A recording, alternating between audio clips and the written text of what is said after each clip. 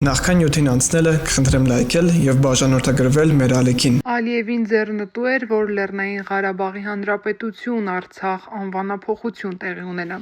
Երրորդ նախագահ Սերժ Սարգսյանը Վլադիմիր Պուտինին նամակ էր հղել դեռ 2016 թվականի օգոստոսի 5-ին։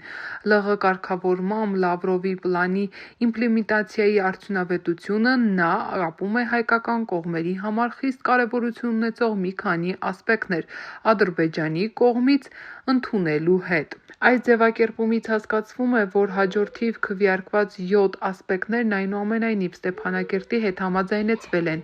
Այդ է վկայում նաև նամակի գրության ժամանակը։ Ըստ վստահություն ներշնչող աղբյուրների Սերժ Սարգսյանը Ստեփանակերտում էր, երբ Սասնա Ծռեր խմբավորումը Երևանում գրավել էր ՊՊԾ գունդը,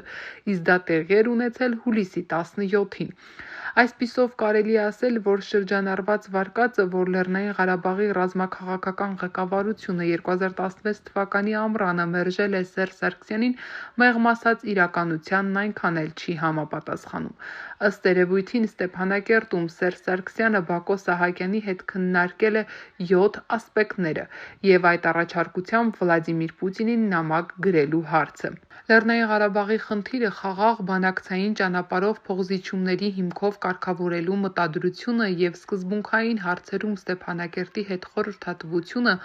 ոչ միայն բնական, այլև անհրաժեշտություն էին։ Արտառոցը 1 տարի հետո մեկնարկած քաղաքական գործընթացն էր, երբ օրակարգ բերվեց Լեռնային Ղարաբաղում սահմանադրական փոփոխությունների հարցը, որը սկզբունքորեն հակասում էր ոչ միայն Լավրովի գաղափարներին, այլ առհասարակ խնդրի կարգավորմանը։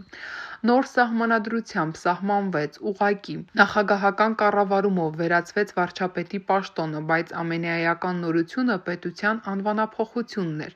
ԼՂՀ-ն պաշտոնապես կոչվեց Արցախի Հանրապետություն, կրճատ Արցախ։ Առաջին հայացքից միանգամայն բնական եւ օրինաչափ թվացող այս քայլը խորքային նշանակությամբ ուղերձ էր միջնորդներին եւ Ադրբեջանին, որ Լավրովի գաղափարներն այլևս ոչ իրացնելի են գնահատում նաեւ Ստեփանակերտում։ Ստեփանակերտը դա թույլ չէր տալիս եւ թաքցնում էր։ Նոր սահմանադրության նախագծի աշխատանքային հանձնաժողովը գլխավորող ազգային ժողովի նախագահ Աշոտ Ղուլյանը տեղական հեռուստատեսության լրագրողի հարցին, թե հիմնական օրենք փոխելու ինչ անհրաժեշտություն կա, ասել է բառացիորեն հետևյալը.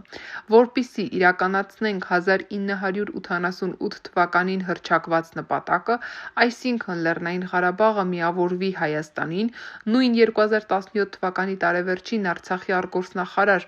Մասի Իսմայիլյանը հարցազրույց էր տվել իրանական «Շարխ» թերթին եւ ասել, որ Ստեփանակերտ քաղաքը եւ Իրանին սահմանակից արաքսամերձ տարածքներն ունեն նույն կարգավիճակը։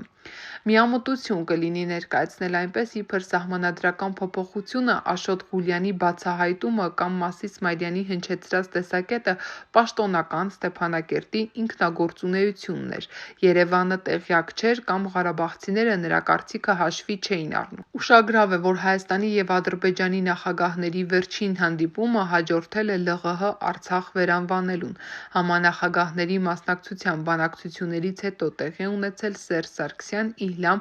Ալիև առանձնազրույցը։ Հետաքրքիր է, այդ ընթացքում Ալիևը Ստեփանակերտի նորաբանություններին թեման բարձրացրել է, թե նրան լիովին ձեռնտու էր, որ զարգացումները նման ընթացք ունենան։